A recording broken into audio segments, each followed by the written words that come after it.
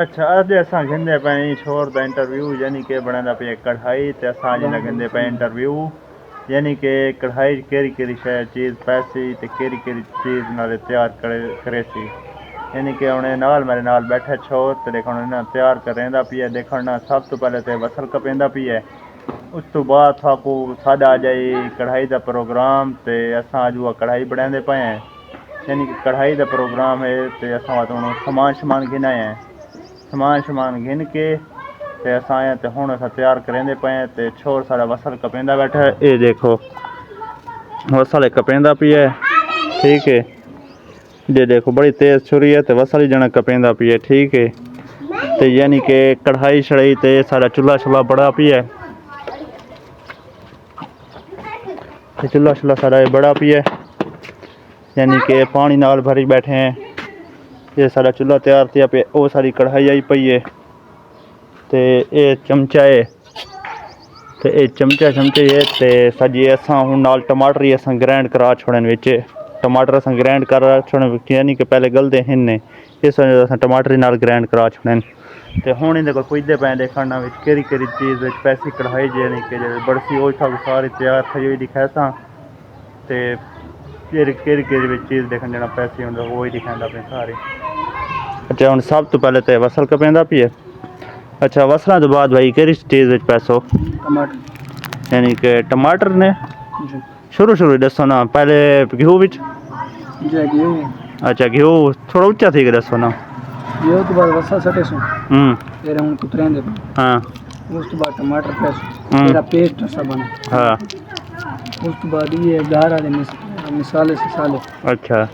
बात भुनी शुनी रात बात गोश्त सटे सो गोश्त भुने सो गोश्त देख सो भुना गया उस तो बाद थोड़ा पानी ला के यानी कि पानी शानी ला के हाँ पानी अच्छा ला के 5-6 मिनट वास्ते खड़ा रहे सो उस तो बाद भैंस उस तो बाद सारी बात कढ़ाई तैयार थी वैसी कढ़ाई जो तैयार थी सी बात वो वीडियो दिखाया सो नाल दे साना रले पैन बंदे वो ही सब दिखाया सो साना कितने बंदे रले पैन यानी कि हुण तक 10 बंदे जो साने रले पैन ना वो ही तक दसांदे पैन कितने बंदे साने रले पैन तो इमरान भाई कितने बंदे रले पैन सारे नाल सारे शाम नाल तो 5 यानी कि 5 बंदे रले पैन सारी कढ़ाई ठीक ना दस सकते हो ना दसो चा मैं तू सा दसो तो मुंह ना चंगे लग अच्छा मेरे मुंह ना चंगा दसा से जले खावन आसन ताको ना ही दिखाया सो तो ताको मिल वैष्णो सही तो यानी कि अज जरा मेरा व्लॉग सी ते सारा दा अच्छा व्लॉग सी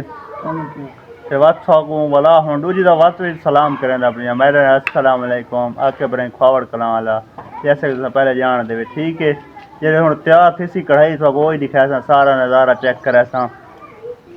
सामान शमान सारा लकड़े शकड़े पयन हर शे तो भाषा जले बलेसू यानी कि गोटा छोटा तो हुन गिया पिया तो यानी साडा जरा कुक साहब है ना जरा सारा कुक के जरा कढ़ाई वाला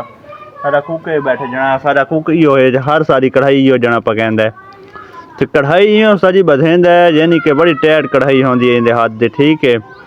बिना मेहनत बहु करेंदा 11 संगतियां वास्ते यानी कि 11 संगती बात देरे होंदे न बात मुखलिस तो लाजपाल वो बात पिछा करा नहीं हटते होंदे वो 11 दी बात कुर्बानियां देंदे रहंदे